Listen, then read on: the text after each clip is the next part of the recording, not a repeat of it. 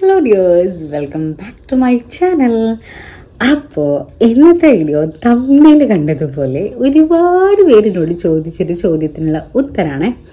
അല്ലേ, എനിക്ക് സത്യം പറഞ്ഞാൽ ഈ ചോദ്യം ഫേസ് ചെയ്യേണ്ടി വന്ന സമയത്ത് എനിക്ക് ഭയങ്കര എക്സൈറ്റ്മെൻ്റ് ആയിരുന്നു. ബിക്കോസ് അങ്ങനെ ചോദിക്കേണ്ട ആവശ്യം എന്താ? അതായത് ഇപ്പം എൻ്റെ ഫ്രണ്ട്സ് ആണെങ്കിലും ഇപ്പം എനിക്കറിയുന്ന ആരെങ്കിലും ആയിക്കോട്ടെ, ആരെങ്കിലും പ്രഗ്നൻ്റ് ആണ് എന്ന് പറയുന്ന സമയത്ത് പ്ലാൻഡ് ആണോ എന്ന് ഞാനിതുവരെ ആരോടും ചോദിച്ചിട്ടില്ല കേട്ടോ. കൺഗ്രാറ്റ്സ് പറയും. അതേപോലെ നമ്മൾ ചിലവ് വേണം അങ്ങനെയൊക്കെയല്ലേ നമ്മൾ പൊതുവെ പറയാറ്. പക്ഷെ ഞാൻ ഏറ്റവും കൂടുതൽ കേട്ട ചോദ്യം പ്ലാൻഡ് ആയിരുന്നോ എന്നാണ്. ബിക്കോസ് മേ ബി ഞാനായതുകൊണ്ടായിരിക്കും ചിലപ്പോൾ അങ്ങനെ ചോദിച്ചെന്ന് പറയാൻ. 24 മണിക്കൂറും പൊട്ടിത്തെറിച്ച് എൻ്റെ കാര്യവും എൻ്റേതായിട്ടുള്ള പല കാര്യങ്ങളിലും ഇൻവോൾവ്ഡ് ആയിട്ടുള്ള ഒരാളായതുകൊണ്ടായിരിക്കും അങ്ങനെ ചോദിച്ചിട്ടുണ്ടാവുക. പ്ലാൻഡ് ആണോ? ഒരു സംശയം, പ്ലാൻഡ് ആണോ, ഇനി അതല്ലാതെ പ്ലാൻഡ് അല്ലാതെ ആക്സിഡൻ്റലി സംഭവിച്ചു പോയതാണോ എന്നൊക്കെ അറിയാൻ വേണ്ടിയുള്ളൊരു ക്യൂരിയോസിറ്റി കൊണ്ട് ചോദിക്കുന്നതായിരിക്കും കേട്ടോ. എൻ്റെ LMP, അതായത് ലാസ്റ്റ് മെൻസസ് ഡേറ്റ് ഫെബ്രുവരി 14 വരെ. അപ്പോൾ സ്വാഭാവികമായിട്ടും മാർച്ചിൽ നമ്മൾ പീരിയഡ്സ് എല്ലാവരും അങ്ങനെ തന്നെയല്ലേ. നോർമലി നമ്മൾ പീരിയഡ്സ് ആവാതെ ആകുമ്പോൾ നമ്മൾ പ്രഗ്നൻസി ടെസ്റ്റ് ചെയ്യും. കല്യാണം കഴിഞ്ഞാൽ സ്വാഭാവികമല്ലേ ഇതൊക്കെ, അതിന് പ്രത്യേകിച്ച് കാരണങ്ങളൊന്നുമില്ലല്ലോ. പക്ഷെ നമ്മൾ മാർച്ച് 14 നമുക്ക് എന്തായാലും ടെസ്റ്റ് ചെയ്താൽ അറിയില്ല, കാരണം അങ്ങനെയാണ്. പിന്നെ 14 ഞാനൊരു 10 ദിവസം കഴിഞ്ഞിട്ടാണ് നോക്കി. ഞാനൊരു പീരിയഡ്സ് ആയില്ലേ വിശാഖി എന്ന് പറഞ്ഞ സമയത്ത് വെയിറ്റ് ചെയ്യാം എന്ന് പറഞ്ഞിട്ട് ഏകദേശം 24 25 എനിക്ക് തോന്നുന്നു 23 ഞാൻ ഫസ്റ്റ് ടെസ്റ്റ് ചെയ്തു. പിന്നെ വീണ്ടും 25 വീണ്ടും ടെസ്റ്റ് ചെയ്തു. അപ്പോഴും 2 ലൈൻ നമ്മുടെ കാർഡില്ലേ, ആ കാർഡിൽ കണ്ടപ്പോഴാണ് ഞങ്ങൾ പോയിട്ട് ബ്ലഡ് ടെസ്റ്റ് ചെയ്തിട്ടുണ്ടായിരുന്നത്. ആ സമയത്താണ് നമ്മൾ പോസിറ്റീവാണെന്ന് അറിയുന്നത്. ഞാനത് വിത്ത് ഡീറ്റെയിൽ, അതായത് വിത്ത് എവിഡൻസ് ഞാൻ കാണിച്ചു തരാം കേട്ടോ. 25 ഞാൻ വീഡിയോ എടുത്തിട്ടുണ്ടായിരുന്നു, ഞാനത് അപ്ലോഡ് ചെയ്തിട്ടില്ല. ഞാൻ പിന്നീട് അപ്ലോഡ് ചെയ്യുന്നുണ്ട്. 25 ഞാൻ വീഡിയോ എടുത്തിട്ടുണ്ടായിരുന്നു. കാരണം ഞാൻ രാവിലെ എണീറ്റ് വന്നിട്ടാണ്, നമ്മൾ സ്വാഭാവികമായിട്ടും രാവിലെ എണീറ്റ് വന്ന ഉടനെയാണ് ഇത് ടെസ്റ്റ് ചെയ്യുക. ആ സമയത്ത് ഞാൻ പ്രതീക്ഷിച്ചിട്ടാണോ ടെസ്റ്റ് ചെയ്തതെന്ന് ചോദിച്ചാൽ ഓഫ്കോഴ്സ് പ്രതീക്ഷിച്ചിട്ടാണ് ഞാൻ ടെസ്റ്റ് ചെയ്തത്. എനിക്ക് ഉറപ്പായിരുന്നു പ്രഗ്നൻ്റ് ആവുന്നുള്ളത്. കാരണം എന്താണെന്ന് വെച്ചാൽ 23 2 ദിവസം മുന്നേ ഞാൻ ചെക്ക് ചെയ്തപ്പോൾ ഓൾറെഡി പ്രഗ്നൻ്റ് ആണ്. ആ സമയത്ത് ഞാൻ ഇത് ടെസ്റ്റ് ചെയ്യുന്ന സമയത്തേ അത് 2 ലൈൻ കാണിച്ചപ്പോഴത്തേനും പിന്നെ നമ്മൾ പ്രത്യേകിച്ച് മിറാക്കിളൊന്നും 2 ദിവസം കൊണ്ട് സംഭവിക്കാനില്ലല്ലോ. അപ്പോൾ എന്താണെന്ന് ഉറപ്പിച്ചിട്ട് തന്നെയായിരുന്നു. അതായത് മെൻ്റലി ഞാൻ പ്രിപ്പയർഡ് ആയിരുന്നു. അതിന് ആ ഒരു ന്യൂസ് വരുമ്പോൾ ഞാനതിനെ എന്താ പറയുക, റിസീവ് ചെയ്യാൻ ഞാൻ തയ്യാറായിരുന്നു. അങ്ങനെ വിശാഖം ഞാൻ വിശാഖനോട് പറഞ്ഞിരുന്നു കേട്ടോ. ഞാൻ കാരണം രാത്രി ഇയാളോട് പറഞ്ഞിട്ട് ഇയാളാണ് എനിക്കിത് മേടിച്ചു കൊണ്ടുവന്ന് തരുന്നത്. നമ്മളെ എന്തായാലും പറയാം, ആ ടെസ്റ്റിംഗ് കിറ്റ് ഉണ്ടല്ലോ, പ്രഗ്നൻസി ടെസ്റ്റിംഗ് കിറ്റ്, അത്. അപ്പോൾ സ്വാഭാവികമായിട്ട് ഞാൻ പിന്നെ തട്ടി ഉണർത്തി. എനിക്കറിയായിരുന്നു ഞങ്ങളുടെ എക്സൈറ്റ്മെൻറ്റ് ലെവൽ എത്രത്തോളം പോകും എന്നുള്ളത്. എനിക്ക് നല്ല ബോധ്യമുള്ളതുകൊണ്ട് ഞാൻ തട്ടി ഉണർത്തി കാണിച്ചു. എന്താ പറയുക, ടെസ്റ്റ് ചെയ്യുന്നേക്കാൾ മുന്നേ ഞാൻ വിളിച്ചുണർത്തി കാണിച്ചു കൊടുക്കുകയും ചെയ്തില്ല. ടെസ്റ്റ് ചെയ്ത് കഴിഞ്ഞപ്പോൾ പോസിറ്റീവ് കണ്ടപ്പോൾ ഞാൻ എണീറ്റോ ഉറക്കൊക്കെ മതി എന്ന് പറഞ്ഞിട്ട് ഞാൻ ഇങ്ങനെ കാണിച്ചു കൊടുത്തു. അപ്പോൾ ആയിട്ടാണ് എണീറ്റ് ശരിക്കും എന്ന് പറഞ്ഞിങ്ങനെ ഞെട്ടിയത്. എന്തെങ്കിലും നമ്മൾ പ്രതീക്ഷ ഉണ്ടെങ്കിലും എന്നാൽ നമുക്കൊരു പ്രതീക്ഷയ്ക്ക് അപ്പുറം എന്തെങ്കിലും സംഭവിച്ചാൽ നമ്മളൊരു പെട്ടെന്ന് ഞെട്ടലുണ്ടല്ലോ, ശരിക്കും എന്ന് പറഞ്ഞ ആളിങ്ങനെ എണീറ്റ് ഉറക്കത്തിന്. അപ്പോൾ പിന്നെ എൻ്റെ ഒരു എക്സൈറ്റ്മെൻറ്റ് സത്യം പറഞ്ഞാൽ എനിക്ക് ഭയങ്കര ഹാപ്പി ആയിരുന്നു കേട്ടോ. അറിഞ്ഞിട്ട് ഞാൻ ഭയങ്കര ഹാപ്പി ആയിരുന്നു. പക്ഷേ വിശാഖിനും എന്നെപ്പോലെ കൺഫ്യൂഷനായിരുന്നു. അത് ഞാൻ വേറൊരു വീഡിയോയിൽ ചെയ്യാം, അതാണ് നല്ലത്. കാരണം അത് ഇതിൽ പറഞ്ഞു കഴിഞ്ഞാൽ ഒരു ലോങ് സ്റ്റോറി പറയാനുണ്ടോ. അപ്പോൾ അതുകൊണ്ട് ഞാനിത് പറയുന്നില്ല. പിന്നെ എൻ്റെ ബാക്ക്ഗ്രൗണ്ടൊക്കെ നിങ്ങളൊന്ന് ക്ഷമിച്ചേക്കണം. കാരണം എനിക്ക് ഇവിടെ വീട്ടിലിരുന്നിട്ട് ഇതേ ചെയ്യാൻ പറ്റുള്ളൂ. സ്റ്റെപ്പ് കയറി മേലേക്ക് പോയിട്ട് എൻ്റെ റൂമിലേക്കൊന്നും കയറാൻ പറ്റില്ല എന്നുള്ളത് കൊണ്ടാണ്. അപ്പോൾ നമ്മൾ പ്രഗ്നൻസി ടെസ്റ്റ് ഓക്കെയാണ്, അതായത് പോസിറ്റീവാണെന്ന് അറിഞ്ഞു. ഞാൻ എൻ്റെ ഒരു ഫസ്റ്റ് റിയാക്ഷൻ ഞാൻ വീഡിയോ എടുത്തിട്ടുണ്ടായിരുന്നു കേട്ടോ. പിന്നെ ഞാൻ താഴെ പോയിട്ട് അമ്മയോട് കാര്യമൊക്കെ പറഞ്ഞു. എൻ്റെ വീട്ടിൽ വിളിച്ചിട്ടും എൻ്റെ അമ്മോടും പറഞ്ഞു. പിന്നെ എന്താണെന്ന് വെച്ചാൽ ഞങ്ങളുടെ രണ്ടുപേരുടെയും വീട്ടിൽ ഭയങ്കര ഓവർ എക്സ്പ്രസീവ് ആയിട്ടുള്ള പാരൻസ് ഒന്നല്ലോ. ഓക്കെ ഇവരൊക്കെ പ്രതീക്ഷിച്ചിരുന്നിരുന്നു. പക്ഷെ നമ്മളാരോടും പറഞ്ഞിട്ടൊന്നും ഉണ്ടായിരുന്നില്ല. ഉണ്ടെങ്കിൽ നല്ലത്, ഇല്ലെങ്കിൽ ഉണ്ടാവുമ്പോൾ ഉണ്ടാവട്ടെ, അങ്ങനത്തെ ഒരു കൺസെപ്റ്റിലായിരുന്നു. പക്ഷേ ഇത് ഞാൻ എൻ്റെ ഒരു ഫ്രണ്ട് സർക്കിൾ ഉണ്ടല്ലോ, ഇപ്പോൾ ഏറ്റവും ലാസ്റ്റ് ഞാനിപ്പോൾ ഈ 4ാം മാസത്തിൽ ഞാൻ എൻ്റെ ഫ്രണ്ട് വിളിച്ചപ്പോഴേ ഞാൻ കിട്ടുകയാണെങ്കിൽ എൻ്റെ അവളുടെയും കൂടെയുള്ള ഫോട്ടോ ഇതിൽ കൊടുക്കുക കേട്ടോ. എൻ്റെ ഓർമ്മയിലില്ല അവളുടെ എൻ്റെ മാത്രം 2 പേരും മാത്രമുള്ള ഫോട്ടോ. അപ്പോൾ ഞാൻ അവളെന്നോട് കുറച്ച് ദിവസം മുന്നേ 4 ദിവസം മുന്നേ എന്നെ വിളിച്ചു. ഞാൻ വയ്യാതെ ഹോസ്പിറ്റലിൽ ഡിസ്ചാർജ് ആയി വന്നെന്നൊക്കെ അറിഞ്ഞപ്പോൾ അവളെ വിളിച്ച് കുറേ നേരം സംസാരിച്ചിട്ടു. അവളെന്നോട് ചോദിച്ചു പ്ലാൻഡ് ആണോ. അതായത് 4 മാസം കേട്ടോ നമ്മൾ പ്രഗ്നൻ്റ് ആയതിനു ശേഷം ഒരാൾ പ്ലാൻഡ് ആണെന്ന് ചോദിക്കാൻ നമുക്കൊരു തമാശ കേട്ടോ. എനിക്ക് തമാശ പോലെ തോന്നിയത്. പക്ഷെ മേ ബി അങ്ങനെ ചോദിക്കാനുള്ള കാരണം എൻ്റെ ഹെൽത്തും പിന്നെ എൻ്റെ ഒരു സ്വഭാവ രീതിയും കൂടി പരിഗണിച്ചിട്ടായിരിക്കും അവരെല്ലാവരും അങ്ങനെ ചോദിച്ചതെന്നാണ് എനിക്ക് തോന്നുന്നത്. ഇനി പ്ലാൻഡ് ആണോ അല്ലയോ, അതാണല്ലോ നമ്മുടെ ചോദ്യം. പ്ലാൻഡ് ആണെന്ന് ചോദിച്ചാൽ പ്ലാൻഡ് ആണ്, പ്ലാൻഡ് അല്ലേ എന്ന് ചോദിച്ചാൽ പ്ലാൻഡ് അല്ല. അതാണ് സംഭവം. ഞാൻ എൻ്റെ വീഡിയോയിൽ മുന്നേ പറഞ്ഞിട്ടുണ്ട് എനിക്ക് PCOD ഉള്ള ആളാണ്. അതിൻ്റേതായ ബുദ്ധിമുട്ടുകൾ 2018 മുതൽ ഞാൻ ഫേസ് ചെയ്യുന്ന ഒരാളാണെന്നൊക്കെ ഞാൻ എൻ്റെ മുന്നത്തെ വീഡിയോയിലൊക്കെ പറഞ്ഞു വന്നു. PCOD റിലേറ്റഡ് ആയിട്ടുള്ള വീഡിയോ ഒക്കെ ചെയ്തിട്ടുണ്ട്. അപ്പോൾ അതുകൊണ്ട് തന്നെ ഒട്ടും എന്ന് പറഞ്ഞാൽ 99.9% പോലും എനിക്ക് പ്രതീക്ഷ ഉണ്ടായിരുന്നില്ല എനിക്കൊരു നോർമൽ കൺസീവ് ഉണ്ടാവും എന്നുള്ളത്. ഇപ്പം എന്തായാലും ഞാൻ വളരെയധികം ഭാഗ്യവതിയാണ്. അങ്ങനെ ഒരു ബുദ്ധിമുട്ടില്ലാതെ കൺസീവ് ആവുക എന്ന് പറയുന്നത് ലക്ക് തന്നെയാണ്. അപ്പോൾ ഇങ്ങനെ ഒരു ബുദ്ധിമുട്ട് ഓൾറെഡി ഉള്ളതിനാൽ നമ്മൾ ഡോക്ടറെ കൺസൾട്ട് ചെയ്തിട്ടുണ്ടായിരുന്നു. ഞാൻ കല്യാണത്തിൻ്റെ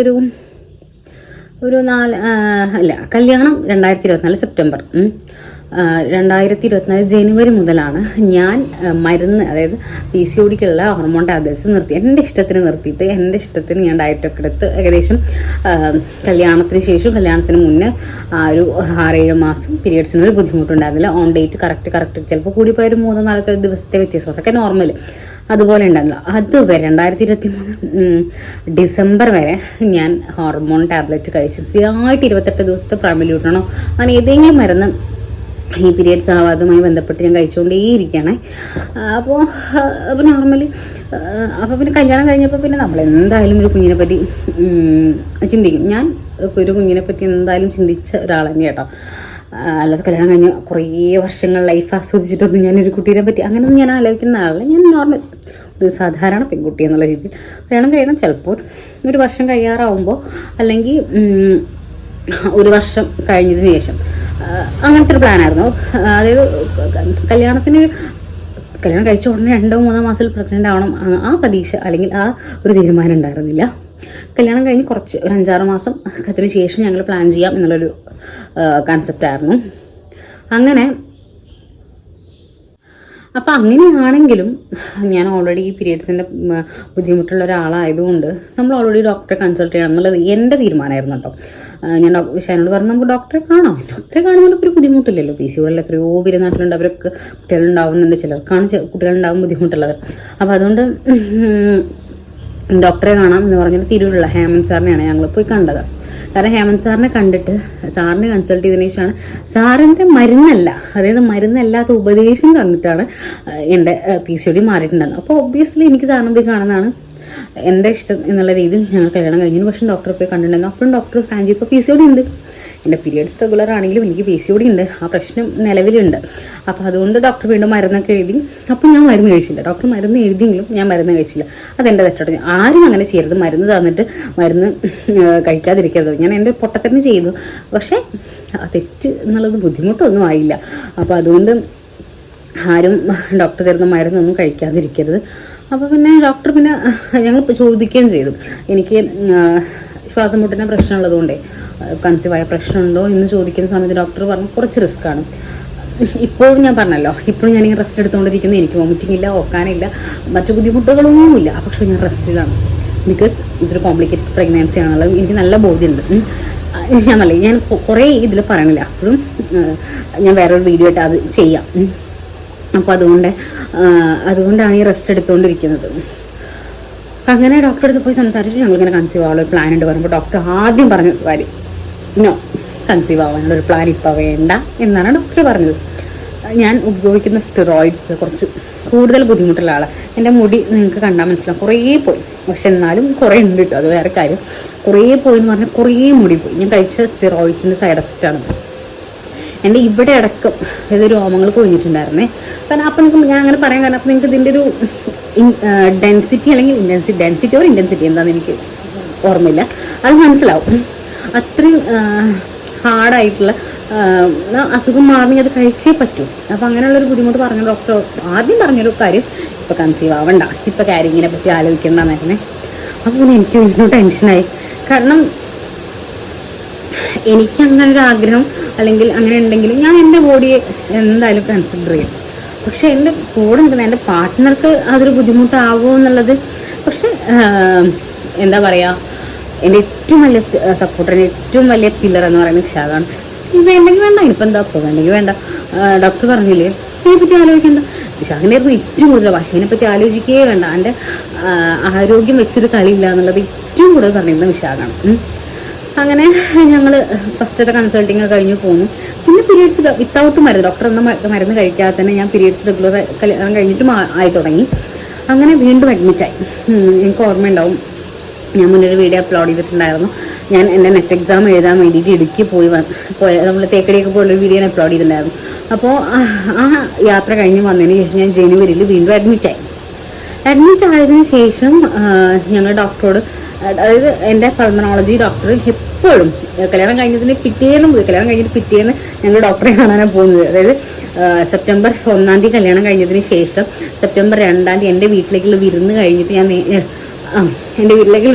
ഞങ്ങൾ നേരെ പോകുന്നത് ഡോക്ടറെ കാണാനാണ്. എൻ്റെ പൾമനോളജി ഡിപ്പാർട്ട്മെൻറ്റിൽ IMCH സുബ്രഹ്മണ്യ സാറിനെ കാണാനാണ് പോണേ. അങ്ങനെ ഡോക്ടറെ അടുത്ത് ചെന്നപ്പോൾ ഡോക്ടർ കല്യാണത്തിന് പിറ്റേന്നിൻ്റെ ഡോക്ടർ എനിക്ക് തോന്നുന്നു കല്യാണം കഴിഞ്ഞ് ഒരാഴ്ച കഴിഞ്ഞിട്ട് ഞങ്ങൾ ചെല്ലുമ്പോൾ തന്നെ ഡോക്ടർ പ്രഗ്നൻ്റ് എന്നല്ലല്ലോ എന്ന് ചോദിക്കാൻ തുടങ്ങിയത്. കാരണം മൂപ്പർക്ക് മരുന്ന് എഴുതണമെങ്കിൽ അതിനെപ്പറ്റി അറിയണമല്ലോ.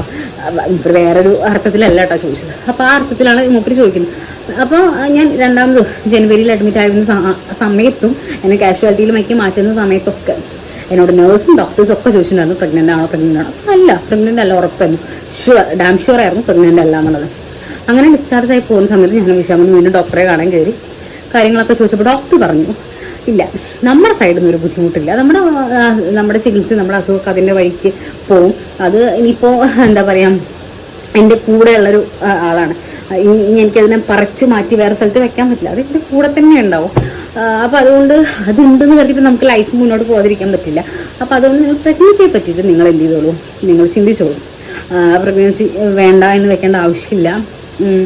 അങ്ങനെ ഡോക്ടറെ അടുത്ത് നമ്മൾ വീണ്ടും ഹേമന്ത് സാറിന് ഇതൊക്കെ ഡിസ്ചാർജ് ആയി കുറച്ച് ദിവസം റെസ്റ്റ് ഒക്കെ എടുത്തതിന് ശേഷം വീണ്ടും ഡോക്ടറെ പോകണം. അപ്പോൾ ഡോക്ടർ വീണ്ടും പറഞ്ഞു, വേണ്ട, ഇതിനെപ്പറ്റി ചിന്തിക്കേ വേണ്ട. കാരണം എൻ്റെ ഈ പ്രിസ്ക്രിപ്ഷൻ കൊണ്ട് ഡോക്ടർക്ക് ക്യാരിങ് ആയിക്കോളൂ അല്ലെങ്കിൽ പ്രഗ്നൻസിക്ക് ട്രൈ ചെയ്തോളൂ എന്ന് പറയാനുള്ള ധൈര്യം കിട്ടുന്നില്ല. മൂപ്പരെ പറഞ്ഞിട്ട് കാര്യമില്ല കേട്ടോ. കാരണം അത്രയും മരുന്നുകളും അത്രയും ബുദ്ധിമുട്ടാണ് എൻ്റെ ഹെൽത്ത് കണ്ടീഷൻ.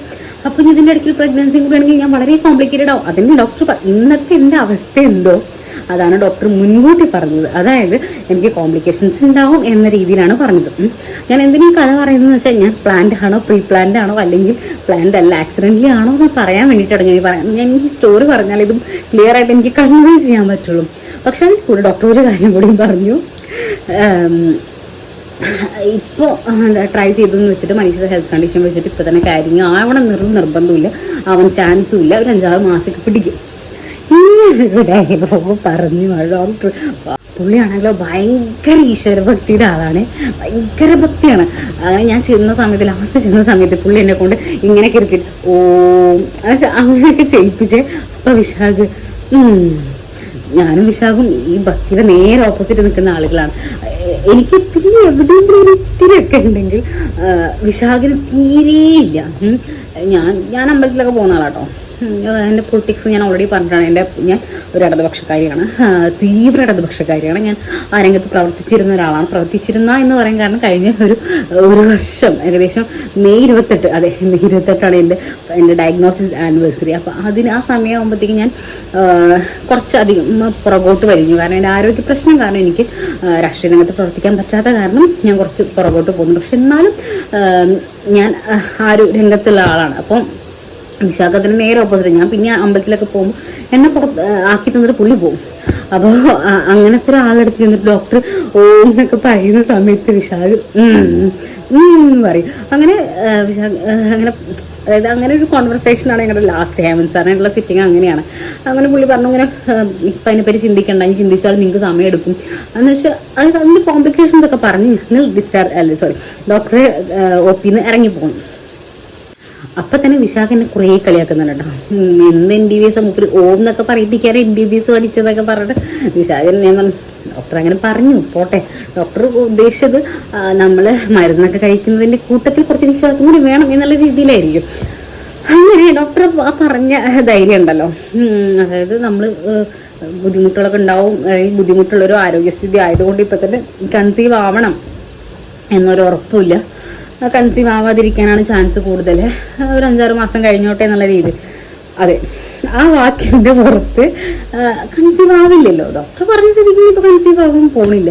ഡോക്ടർ പറഞ്ഞത് എന്താ, കുറച്ചും കൂടി സമയം എടുത്തിട്ട് നമ്മൾ കൺസീവ് ആവുള്ളൂ, അങ്ങനത്തെ ഒരു ആരോഗ്യസ്ഥിതി എന്ന് പറഞ്ഞപ്പോൾ പിന്നെ നമ്മൾ അതിനെക്കുറിച്ച് പേടിക്കേണ്ട ആലോചിക്കേണ്ട ഒന്നും ആവശ്യമില്ല. ആയിക്കോട്ടെ, ആവില്ലെങ്കിൽ ആവണ്ട എന്ന കണ്ടീഷനായിരുന്നു എൻ്റെ അവസ്ഥ. വിശാഖ അപ്പോൾ എന്നോട് പറഞ്ഞു, നിന്റെ ആരോഗ്യം നോക്കിയിട്ട് മതി, നിന്റെ ആരോഗ്യം നോക്കി. അപ്പം ഞാൻ പറഞ്ഞു, കുഴപ്പമില്ല, അങ്ങനെ ആവശ്യമായിക്കോട്ടെ, കുഴപ്പമില്ല, അതൊരു ബുദ്ധിമുട്ടായിട്ട് കണക്കാക്കേണ്ട എന്ന് എൻ്റെ പ്ലാനായിരുന്നു. പിന്നെ അതിൽ വേറൊരു പ്രത്യേകം എന്താണെന്ന് വെച്ചാലേ, ഇതൊരു പരീക്ഷണം കൂടിയായിരുന്നു. ഡോക്ടർ ഇങ്ങനെയൊക്കെ പറഞ്ഞ് എനിക്ക് ഇത്രയും ബുദ്ധിമുട്ടുള്ള ഒരാൾ, പിന്നെ പ്രത്യേകിച്ച് ലങ്സിൻ്റെ ഇഷ്യൂ അല്ല അതിൻ്റെ ഒരു വില്ലൻ എന്ന് പറയുന്നത് PCOD ആണ്. അപ്പം PCOD ഇപ്പോഴും എനിക്കുണ്ടോയെന്ന് അറിയണമല്ലോ എന്നുള്ളൊരു ഒരു അഹംഭാവം വരുന്നു എനിക്ക്. സോ അങ്ങനെ ചോദിക്കുമ്പോൾ ഇത് പ്ലാൻഡാണ്, എൻ്റെ പ്ലാനിങ് ആയിരുന്നു. പക്ഷേ വിശാഖും നീ പറഞ്ഞ പോലെ എനിക്ക് എന്താണോ ഓക്കെ അത് അവന് ഓക്കെ. പക്ഷെ ഇപ്പം അങ്ങനെ ഈ വയ്യാതിരിക്കും വിശാഖിനോട് പറയും, അന്നേ നമുക്കൊന്ന് ആലോചിച്ചാൽ മതിയായിരുന്നു, അല്ലെങ്കിൽ അന്നേ ഡോക്ടർ പറഞ്ഞത് കേട്ടാൽ മതിയായിരുന്നു എന്നൊക്കെ ഇപ്പം ഇങ്ങനെ എപ്പോഴെങ്കിലൊക്കെ ടോക്കിൻ്റെ ഇടയിൽ പറയട്ടെ. അപ്പം ഞാൻ പറയാം, അങ്ങനെ പറയേണ്ട ആവശ്യമില്ല, കഴിഞ്ഞത് കഴിഞ്ഞല്ലോ, ഈ ഒരു ഘട്ടം കഴിഞ്ഞ് കഴിഞ്ഞാൽ അതുകൊണ്ട് കഴിഞ്ഞു. അപ്പം അതുകൊണ്ട് അതത്ര വലിയ പ്രശ്നമല്ല എന്ന് ഞാൻ അങ്ങനെ വിശാഖനെ പറഞ്ഞ് സമാധാനിപ്പിക്കേ. കാരണം എൻ്റെ ഈ ഒരു അവസ്ഥ കാണുന്നവരാണ് പുള്ളി ഇത് വേണമായിരുന്നു എന്നുള്ള തോന്നൽ ചിലപ്പോൾ ഉണ്ടാവുന്നത്. പക്ഷേ ഇത് കംപ്ലീറ്റ്ലി അങ്ങനെ നോക്കുമ്പോൾ കംപ്ലീറ്റ്ലി പ്ലാൻഡ് ആയിട്ടുള്ള പ്രഗ്നൻസിയാണ്, ആക്സിഡൻറ്റ് പ്രഗ്നൻസി അല്ല. പക്ഷേ പ്ലാൻഡ് ആണെങ്കിൽ കൂടി ഇതൊരു ഗിഫ്റ്റാണ്. നമ്മൾ പ്ലാൻ ചെയ്തിട്ട് അപ്പം തന്നെ പ്ലാൻ സക്സസ് ആവണമെന്ന് നിർബന്ധമൊന്നുമില്ലല്ലോ. അങ്ങനെ വെച്ച് നോക്കുമ്പോൾ ഗിഫ്റ്റാണ് ഈ ബേബി, ഒരു ഗിഫ്റ്റാണ് ഞങ്ങൾക്ക്. കാരണം എത്രയോ പേര് PCOD ബുദ്ധിമുട്ടുന്ന ആളുകളുണ്ട്. അങ്ങനത്തെ ബുദ്ധിമുട്ടൊന്നും, അല്ലെങ്കിൽ ഒരു IVF ട്രീറ്റ്മെൻറ്റിന് പോകുന്ന സമയത്ത് ഞാൻ പറഞ്ഞില്ല, IVF ട്രീറ്റ്മെൻറ്റിനെ കുറിച്ച് പോലും ഞാൻ ചിന്തിച്ചിട്ടുണ്ട്. കാരണം എൻ്റെ കണ്ടീഷൻ അങ്ങനെയാണ്. 2018, 19, 20, 21, 22, 23 6 വർഷത്തിൻ്റെ അടുത്തല്ല 6 വർഷത്തോളം ഈ PCOD സ്ട്രഗിൾ ചെയ്തിരുന്ന ഞാൻ വിത്തൗട്ട് എനി മെഡിക്കൽ ഹെൽപ്പ് ഞാൻ കൺസീവ് ആവാന്ന് പറഞ്ഞാൽ സത്യം പറഞ്ഞാൽ എനിക്കെന്നെ ആലോചിക്കുമ്പോൾ ഭയങ്കര സന്തോഷം, ഭയങ്കര അത്ഭുതമാണ്. അപ്പോൾ അതുകൊണ്ട് ഞാൻ എപ്പോഴും ഞാൻ മനസ്സിൽ വിചാരിക്കും ഇത് ഗിഫ്റ്റാണ്. കാരണം നമുക്കത്ര ബുദ്ധിമുട്ടൊന്നും ഇല്ലാതെ കാര്യങ്ങളൊക്കെ വളരെ സ്മൂത്തായിട്ട് പോകുന്നു. പിന്നെ ഈ 9-9.5 മാസം ഞാൻ അനുഭവിക്കേണ്ട കുറച്ച് ബുദ്ധിമുട്ടുകളെല്ലാം അതാണ് ഞാനിപ്പോഴും അനുഭവിച്ചുകൊണ്ടിരിക്കുന്നത്. എൻ്റെ ഇമ്മ്യൂണിറ്റി പൊതുവേ കുറവാണ്. ഇപ്പോൾ പ്രഗ്നൻ്റ് ആയിട്ടിരിക്കുമ്പോൾ കുറച്ചും കൂടി ആ സ്കെയിൽ താഴേക്ക് പോകും. എൻ്റെ കാര്യത്തിൽ അത് കുറച്ചും കൂടി താഴേക്ക് പോകും. അതാണ് ഈ അസുഖങ്ങളും മറ്റു ബുദ്ധിമുട്ടുകളൊക്കെ ആയിട്ട് പോകുന്നത്. അപ്പോൾ the answer is it's A planned pregnancy but it's also gift. അതാണ്, ഇത് പ്ലാൻഡ് ആണെങ്കിൽ ഇതൊരു കുഞ്ഞു ഗിഫ്റ്റാണ് ഞങ്ങളെ സംബന്ധിച്ചിടത്തോളം. പക്ഷേ ഞങ്ങൾ വളരെ എന്താ പറയുക, കുറേ പ്ലാൻ ചെയ്തിട്ടൊന്നുമല്ല. പക്ഷെ എന്നാലും ഞങ്ങൾ പ്ലാൻ സ്റ്റാർട്ട് ചെയ്തപ്പോഴത്തേക്കും അത് സക്സസ് ആയി, ഇതൊരു ഗിഫ്റ്റ് പോലെ കിട്ടിയെന്ന് മാത്രമേ ഉള്ളൂ. അപ്പോൾ ചോദിക്കുന്ന കുറേ ആളുകളുണ്ട് കേട്ടോ, പ്ലാൻഡ് ആണോ ചോദിക്കുന്ന ആളുകളോട് ഞാൻ എപ്പോഴും പറയാറുണ്ട് പ്ലാൻഡ് ആണ് എന്ന് പറയുന്നത്. അപ്പോൾ പ്ലാനിൻ്റെ ഒരു രീതി ഇതാണ്. അപ്പോൾ PCOD ഉള്ള ആളുകളൊന്നും അത്ര വലിയ കോംപ്ലിക്കേറ്റഡ് അസുഖമാണെന്ന് വിചാരിക്കുന്നത്. കുറച്ചൊക്കെ ഒന്ന് ഡയറ്റിൽ വളരെ കുറച്ച് കാര്യങ്ങളൊന്ന് നമ്മളൊന്ന് ശ്രദ്ധിച്ചു കഴിഞ്ഞാൽ ഇങ്ങനത്തെ ബുദ്ധിമുട്ടുകളൊക്കെ നമുക്ക് മാറുകയും ചെയ്യും. പിന്നെ നമ്മുടെ ഓരോരുത്തരുടെ ശരീരം അനുസരിച്ചിട്ടോ കൺസീവ് ആവും. ഞാൻ അതും കൂടി എടുത്ത് പറയാൻ കാരണം PCOD ഉള്ള കുറച്ച് ആളുകൾ എനിക്ക് മെസ്സേജ് അയച്ചിട്ടുണ്ട്. കുറച്ച് അധികം ആളുകൾ ബുദ്ധിമുട്ട് അനുഭവിക്കുന്ന ആളുകളുണ്ട് കൺസീവ് ആവാതെ. അപ്പം അങ്ങനെയുള്ള ആളുകളോടാണ് ടെൻഷനൊന്നും വേണ്ട. നമ്മുടെ സമയമാണെങ്കിൽ നമുക്ക് കൺസീവ് ആവാൻ പറ്റും.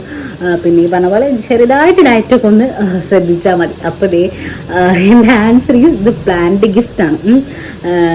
കുറേ പ്ലാൻ ചെയ്തൊന്നുമല്ലെങ്കിലും വളരെ കുറച്ച് സമയം എടുത്ത് പ്ലാൻ ചെയ്താൽ അപ്പോൾ തന്നെ സക്സസ് ആയ പോലത്തെ ഒരു ഗിഫ്റ്റ് പോലെയാണ്. അപ്പോൾ ഇത് പ്ലാൻഡ് ആണ് എന്ന് പറയാൻ വേണ്ടിയിട്ട് ഞാൻ ഇത്രയും സ്റ്റോറി പറഞ്ഞത്. എങ്കിൽ മാത്രമേ എനിക്കിതിങ്ങനെ പറയാൻ പറ്റുള്ളൂ. പിന്നെ നമ്മുടെ കുഞ്ഞ് ഹാപ്പി നിങ്ങളായിട്ട് ഷെയർ ചെയ്യാമല്ലോ. അപ്പോൾ നിങ്ങൾക്ക് തോന്നും ഈ പ്ലാൻഡ് ആണെന്ന് പറയാനാണല്ലോ ഇത്രയും കഥ പറഞ്ഞത്. പക്ഷെ അങ്ങനെയല്ല. അങ്ങനെ പ്ലാൻ ചെയ്യാനുള്ള റീസൺ ആണ് ഞാനിത് പറഞ്ഞത്. എന്ന് കരുതിയത് പ്ലാൻഡ് ആണെന്ന് പറയാൻ പറ്റില്ല. പക്ഷെ എനിക്കത് എന്താ പറയുക, പ്രതീക്ഷിക്കാതെ എന്നുള്ള ഇത് പറയാൻ പറ്റില്ല. നമ്മൾ ഈ പറഞ്ഞ പോലെ 5-6 മാസത്തേക്ക് പ്രതീക്ഷിച്ചേക്കാം എന്നുള്ളൊരവസ്ഥയായിരുന്നു. അപ്പോൾ എന്തായാലും ഒരു കുഞ്ഞൊരു ഹാപ്പി ന്യൂസ് അല്ലേ. അപ്പോൾ അതിൻ്റെ സ്റ്റോറിയും കൂടി ബിഹൈൻഡ് ദ സീൻസ് കൂടി ഒന്ന് ഷെയർ ചെയ്യാം എന്ന് വിചാരിച്ചിട്ടായിരുന്നു.